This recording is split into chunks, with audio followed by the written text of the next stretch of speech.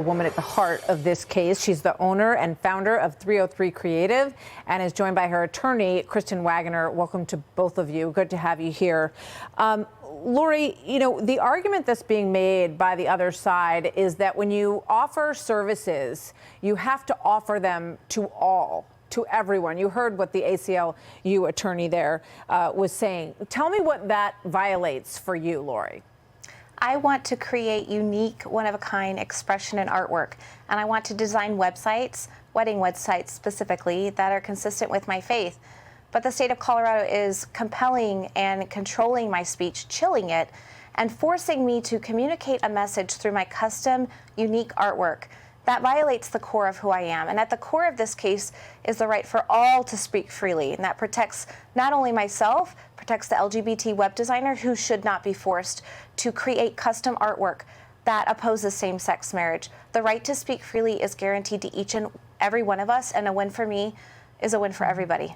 So, Kristen, along the way in this case, there was an argument that was made that because her content is unique, she is creating sort of a monopoly, and she's not allowing this person who wants to have a same-sex marriage website access to that monopoly. What do you say to that element of this case, to that argument? Well, that would turn the First Amendment on its head. That would mean that every single one of us can be forced to express the government's message. What's important here is that Colorado even agrees that Ms. Smith serves all people. She does serve everyone. She has clients who identify as LGBT, and she serves them. And as the court many times today mentioned, her decisions turn on what the message is and not who the person is. And we all want that freedom, whether we're a Democrat publicist and don't want to write for a Republican, or a pro-abortion photographer and don't want to have to film or photograph a pro-life rally.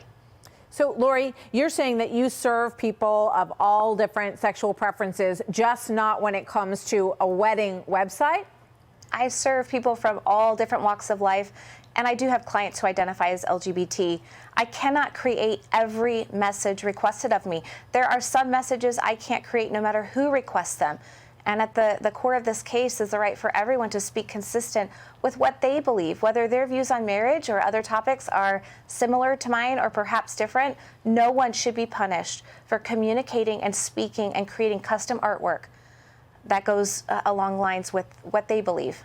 So, Kristen, based on the questions and the back and forth from the justices, what's your take on where they are on this right now?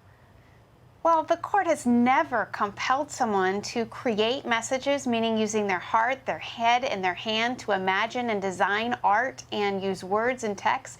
The court has never compelled that kind of speech.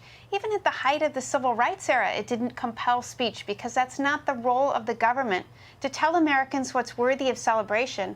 And as you introed with the ACLU's message, it's disingenuous to suggest that this is about service. It's about speech. Well, they're saying that you could also ban Jewish people or black people from receiving this service, Kristen. That's not at all true. You can't, under public accommodation laws, deny an entire class of people service. And again, the courts are going to recognize that. Nothing about this decision changes that. But it's also true that it's not the role of the government to mandate what is true and what's not. That's the role of the citizen, to be able to decide what to express. No one should be forced to express a message that violates their convictions. And in Colorado, they are doing it upon threat of fines. Some jurisdictions impose jail time. Kristen Waggoner and Lorie Smith will be watching the case. Thank you very much. Good to have you both here today.